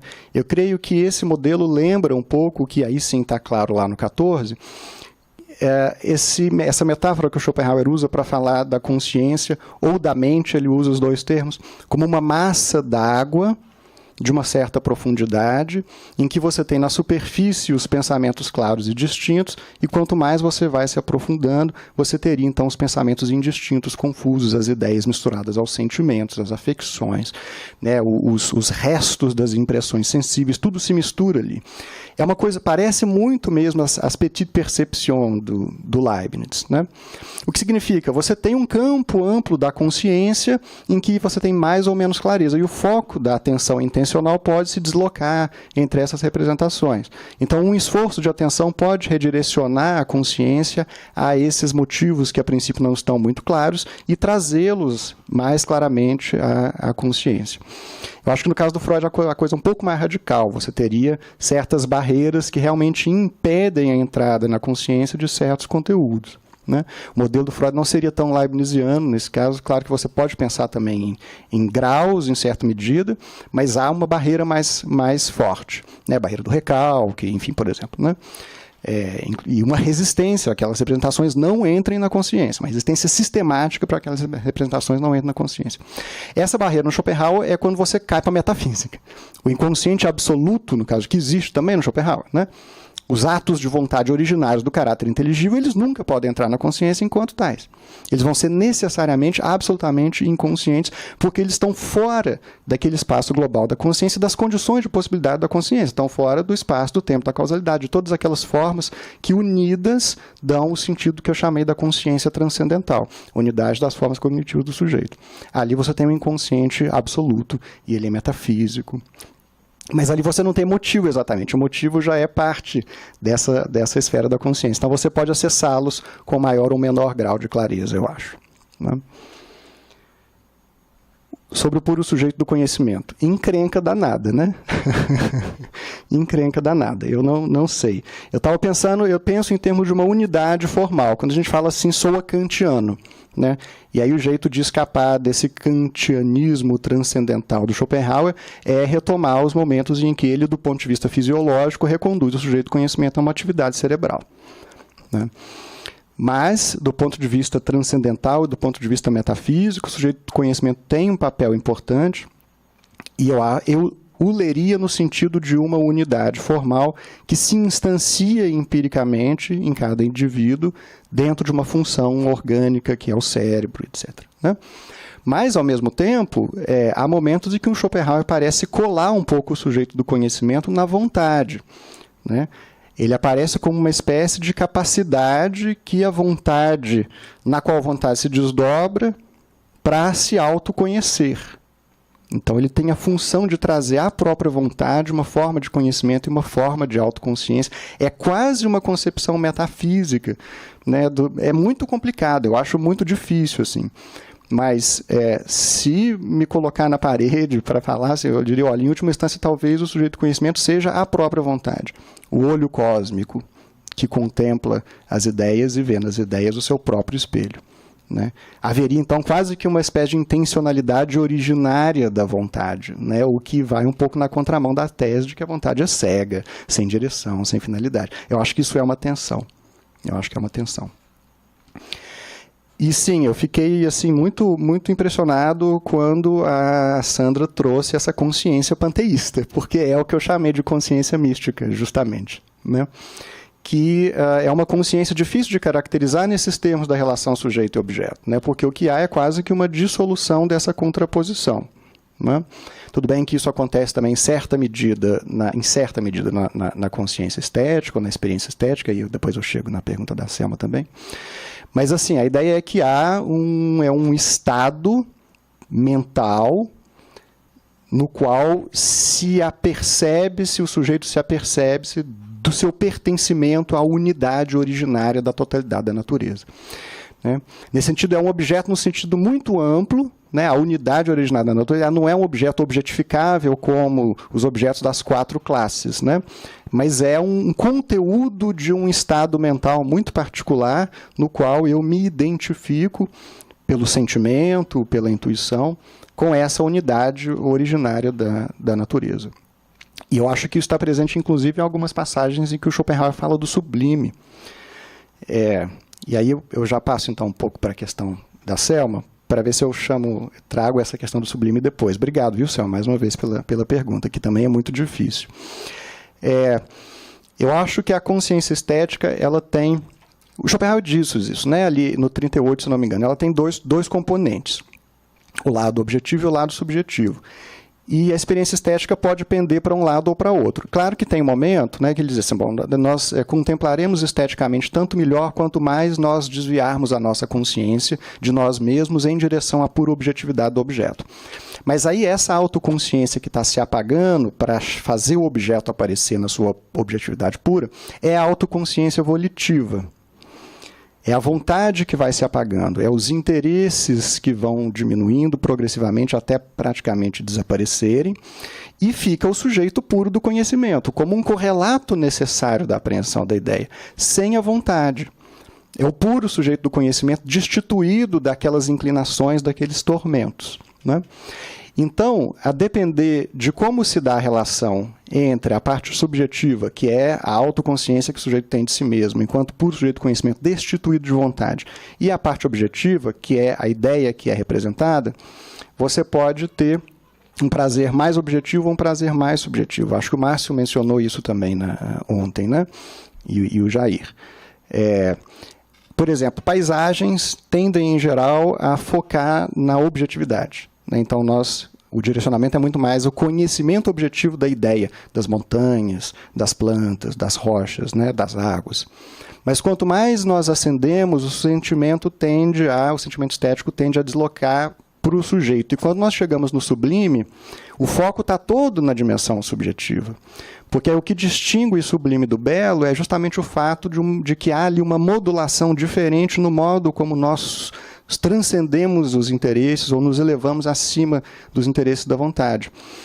No belo, a coisa acontece de uma forma quase espontânea, né? Quase. Tem a coisa do mistério. Como que isso acontece, né? Eu diria que assim, há um objeto belo que ocasiona, de certa forma, né, facilita, esse é um termo, ele facilita a contemplação estética pela sua beleza. Esse é o Schopenhauer diz, é o sentido objetivo da beleza, é o quanto o objeto é capaz de facilitar a entrada no estado de contemplação estética. E aquilo acontece quase que espontaneamente, né? Eu atinjo a perspectiva do puro sujeito do conhecimento, contemplo a ideia. No sublime há um jogo, há uma tensão, porque o objeto ele produz ou deveria produzir uma reação na minha vontade, porque ele é ameaçador, no caso do sublime dinâmico, ou é uma grandiosidade incomensurável que me oprime de uma certa maneira. Então, o sujeito tem que fazer um esforço para se elevar e superar esse terror. Então, o jogo aí está todo do lado do sujeito. É muito mais importante a parte subjetiva do que a parte objetiva, no caso do sublime. Então, é o puro sujeito do conhecimento aparecendo ali nessa modulação entre sinto medo, não sinto medo. Agora eu entendo que, na verdade, esse estado de coisas não é ameaçador, porque eu sou o sustentáculo desse estado de coisas. Eu não tenho que temer ser destruído por ele, porque ele depende de mim, né?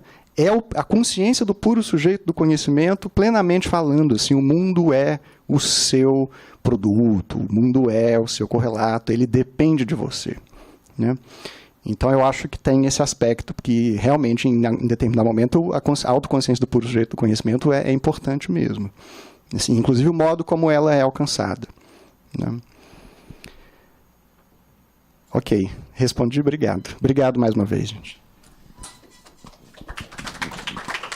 Tem mais uma pergunta do chat? A gente faz?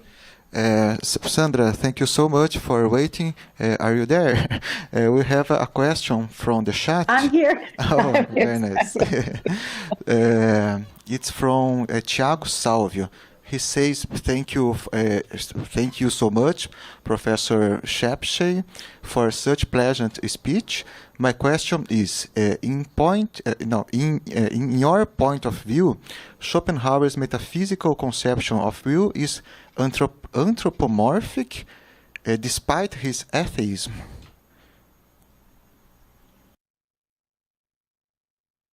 Do you want that I repeat? That I repeat? Yes, could you read the last part just? Okay. In your point of view, Schopenhauer's metaphysical conception of will is anthropomorphic despite his atheism. Do you think? I think the question is if you think that Schopenhauer's conception of the will ultimately is anthropomorphic, despite his alleged atheism. Okay.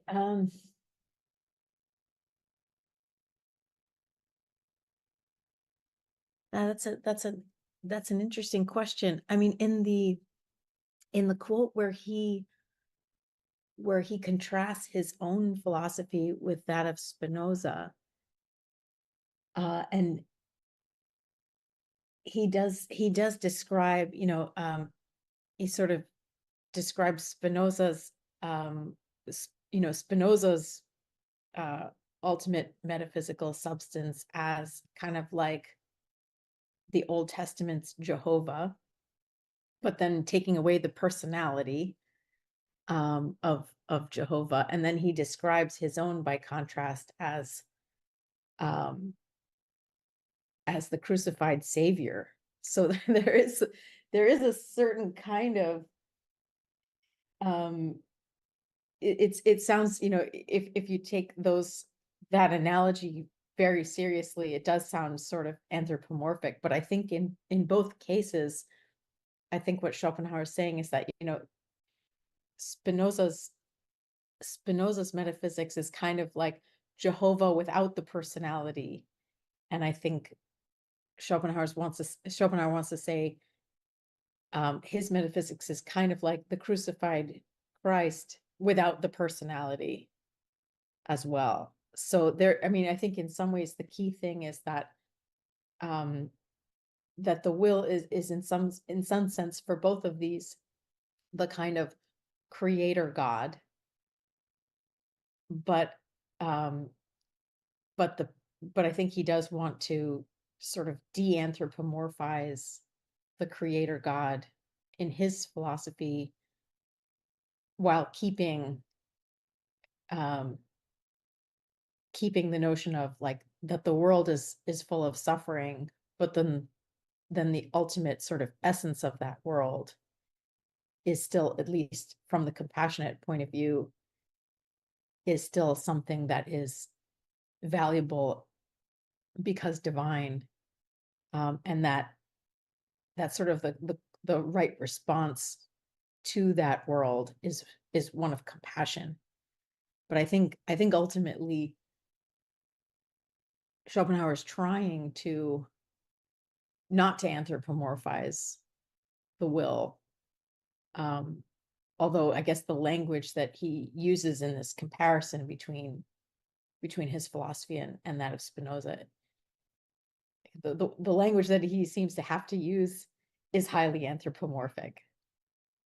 But I think what he wants us to do is to take the personality out of the picture, but keep the basic the basic value and other kinds of valences in place. Okay, very brief. No anthropomorphic, maybe. Thank you, sir. I guess the short answer would be I think no, so but it's but the kind of mental operations that you have in order to take out the personality from this picture are fairly complicated. Okay. Any more questions? Você tem uma? We have one last question, maybe. Ah. Eu queria fazer uma questão para a Sandra. Uma última. Sandra, thank you very much for a presentation. Você me ajuda se eu não conseguir. For your paper, for your interpretation, you quote Schopenhauer chapter Epiphilosophie at the end of in this quotation about Schopenhauer, Spinoza, and Jehovah, and Christ, is there a difference between Jehovah and Christ? When Schopenhauer compares his notion of will with is not with Jehovah, it's Christ. Christ is a human, and he's the compassive one. Yeah. Yes. One, yeah. Yes. This is changes. I think perhaps the sense of your paper. A conclusion. Não sei se ficou claro. Meu inglês não é muito bom. If you need help, I could help translating if there's something you didn't understand on the question. Okay, so yeah, I think I want to hear a little bit more about the question. So are you following up on the anthropomorphic notion? Há uma diferença entre Jeová e Cristo. So he's saying that there's a difference between Jehovah and Christ. There's a difference between both of them. E a citação do capítulo que ela fez do Epifilosofia And this quote you made from the Epiphilosophy chapter compara, associa Jeová a Spinoza associates Jehovah with Spinoza e Cristo à vontade de Schopenhauer. and Christ with Schopenhauer's will. E Cristo é humano And Christ is human. e o compassivo por excelência. And he is the one that is compassive, the very definition of compassion, so to speak. Dessa forma, o bem não estaria relacionado à vontade, So the good wouldn't be related to the will, mas ao compassivo, but rather to the compassive one, ao homem que volta como filho de Deus. connected to the man that returns as the Son of God, O fenômeno da vontade. or the phenomenon of will, the manifestation of will. So that is his question. Yeah. Okay, that's Okay, great. okay, that's- Thank you for that question. I guess in that quote, I take Schopenhauer to be saying that what he has in common with Spinoza is, there is the one substance, or the one sort of fundamental metaphysical reality. Okay, and in Spinoza, it's substance. In Schopenhauer, it's will, and then I take him as saying, okay, so what's the character of that sort of ultimate substance? Well, it's very similar to Schopenhauer. In Spinoza's case, it's Jehovah, who proclaims that everything is good, and in Schopenhauer's case, he says it's the same creator God, but now manifests as Christ. So I think in some ways it's true that that Christ is compassionate man, an individual. So you could sort of take it as okay, maybe the good now is embodied in like an individual human being. But I think what Schopenhauer is getting at is it's like it's still the same one metaphysical monistic creator God, right? But it's manifesting in different ways now. So that's why I take him as saying, you know, as implying here that the will is in some sense, you know, divine, because it's the same as this creator God, as in Jehovah. It's the same creator God, but now the way the will is manifesting in the world is as a world full of suffering, but also as a world full of suffering in which the sort of like the best ethically best response to that world of suffering is compassion. So that's why I guess I think what he's keeping with Spinoza is the monism. I think the monism that sees the ultimate metaphysical substratum as something divine, something valuable, but the way the divine now manifests in the world, on Schopenhauer's view, is as a world that's full of suffering. Hello?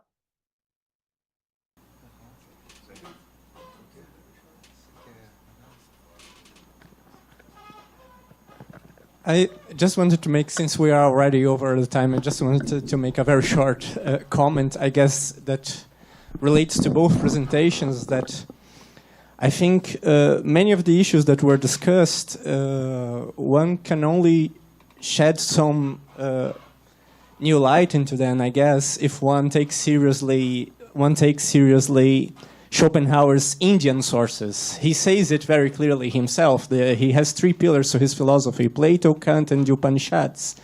So I think this would contribute, for instance, with this discussion regarding compassion, because I think here Schopenhauer is drawing from this interpretation of many Indian philosophies, according to which the manifestation in those Indian philosophies, the cycle of rebirths and so on, samsara, manifestation is bad. And in order to elevate oneself to another point of view, to another experience of things, and reach liberation of manifestation, you have to deny desire. So you have to deny will. There's this point of negation of the will. In fact, in a way, you have to resign yourself from the world of manifestation. But that is not something that denies compassion, but rather that leads to compassion. Is the resignation, the negation of the will that makes you compassive. And on the other hand, I think regarding this discussion about pantheistic consciousness, I think Schopenhauer is also drawing heavily from his Indian sources.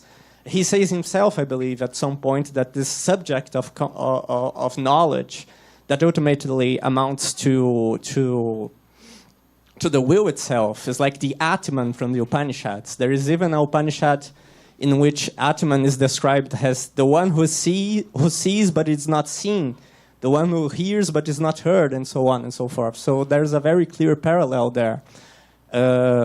So I guess my comment would be, maybe in order to fully understand the way Schopenhauer is, conceiving of compassion, of the subject of knowledge, and so on, one has to take him seriously when he says that one of his main sources is an Indian source, a philosophical Indian source, the Upanishads, and even Buddhism itself.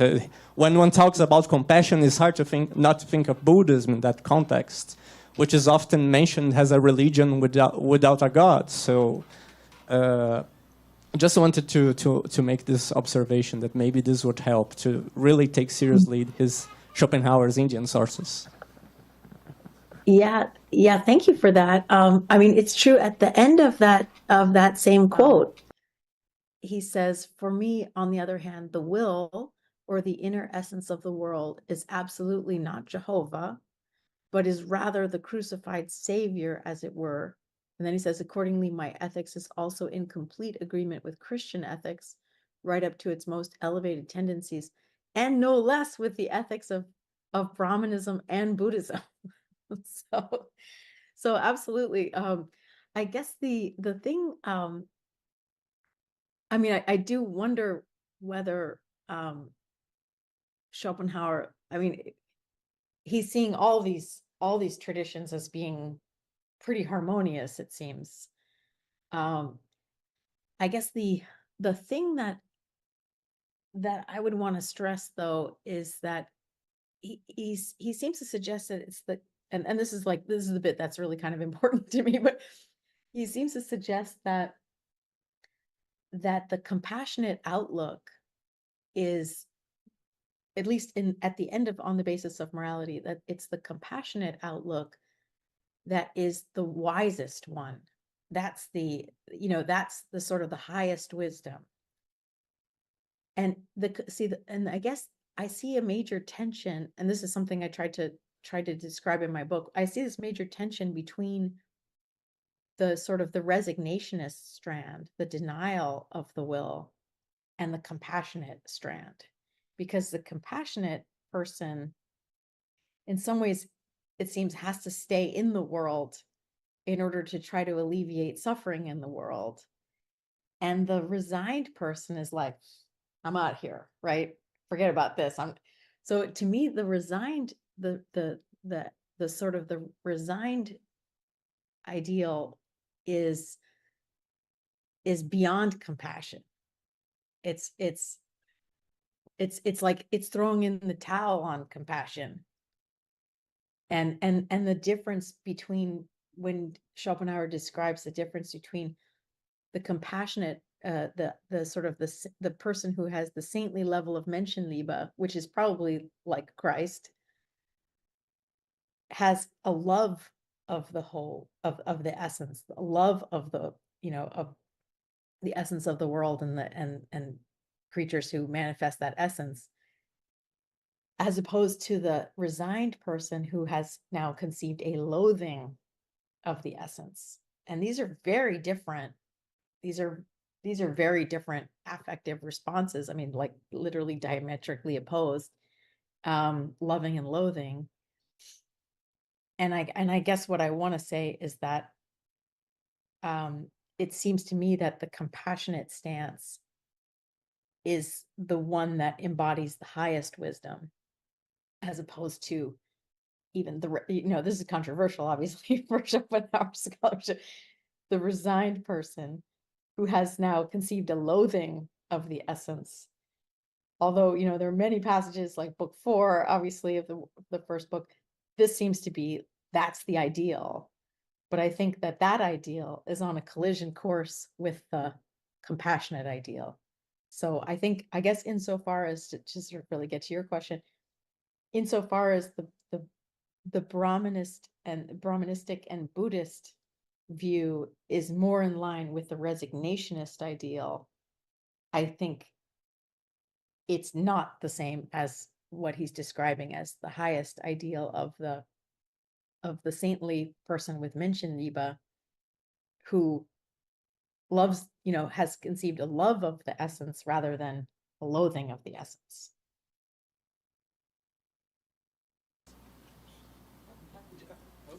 Just a very short comeback. Actually, this is very interesting, because what you are describing, in the sense that compassion has the highest level, is actually a very Mahayana Buddhist idea. It's the idea of the bodhisattva, the one that delays nirvana so he can help all other beings, so he's guided by compassion. And in those traditions, usually illumination is inseparable from the idea that you act compassively towards others. So that is why I think that might be an interesting source, where you see, in a way, resignation has negation of the manifested world, conciliated with compassion, has not contradicting compassion, but rather eliciting it. So, I mean, it's of course an open question, but this is why I think it's interesting to take seriously Schopenhauer's Indian sources, because again, this is a very Mahayana idea that compassion comes first, and so the one that practices Buddhism has to be the bodhisattva, the one that puts eliminating the suffering of others before attaining nirvana itself.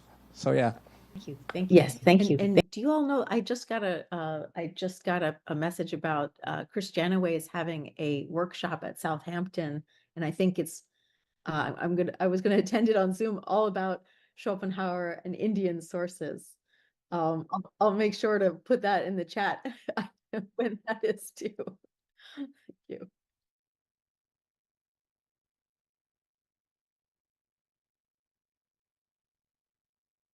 Sandra, just a moment.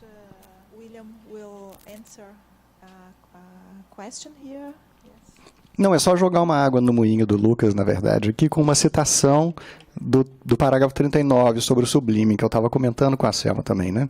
Ele está explicando o sublime, eu vou só ler o texto aqui então. Ele diz assim, ó, a grandeza do mundo, antes inquietante, repousa agora em nós, a autoconsciência por sujeito conhecimento. Nossa dependência dele é suprimida por sua dependência de nós. Tudo isso, contudo, não entra em cena imediatamente na reflexão, mas se mostra como uma consciência apenas sentida de que, em certo sentido, que apenas a filosofia pode revelar, somos unos com o mundo e, por conseguinte, não somos oprimidos por sua incomensurabilidade, mas somos elevados. É a consciência sentido daquilo que o Upanishad dos Vedas já exprimiu repetidas vezes de maneira variada, em especial no dito antecitado, Ae omnes creatura in totum ego sum et praeter me aliud ens non est. Todas essas criaturas em sua totalidade são eu, e exterior a mim não existe ser algum. Elevação do indivíduo, sentimento do sublime, etc. I think we can stop now.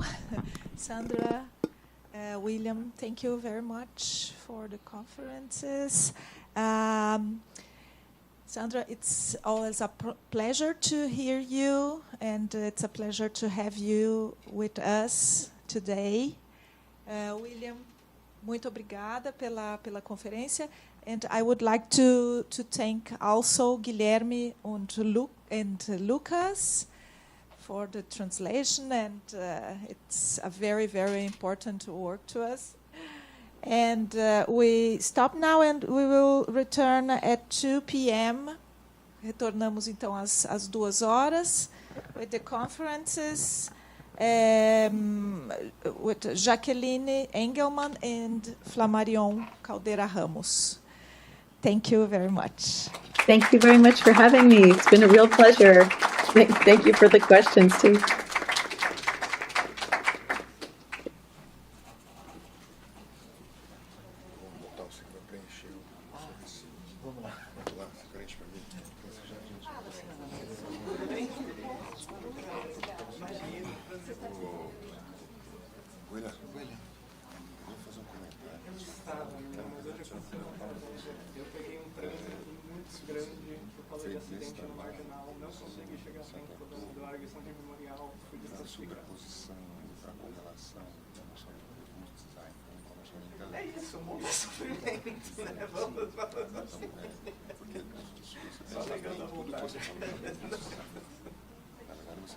Você encontra uma série de passagens, mas uma série de passagens você encontra porque, na verdade, você tem que equacionar, não é a consciência, não é uma consciência estética, né? E depois o que você chamou de uma consciência mística, que é melhor do que falar misticismo. A diferença entre místico e misticismo, enfim, acho que essa passou pela inteligência. Mas, enfim, isso é importante, porque quando você vai, por exemplo, isso oscila muito. Quando você o correlato do cérebro é o intelecto. Não, mas ele usa consciência. Consciência é o intelecto. O intelecto. Então eles são sinônimos. Pois é, às vezes eles falam intelecto e consciência são sinônimos, que às vezes o intelecto é uma função, é uma parte da consciência, às vezes é uma parte. A consciência é uma parte do intelecto. Então, isso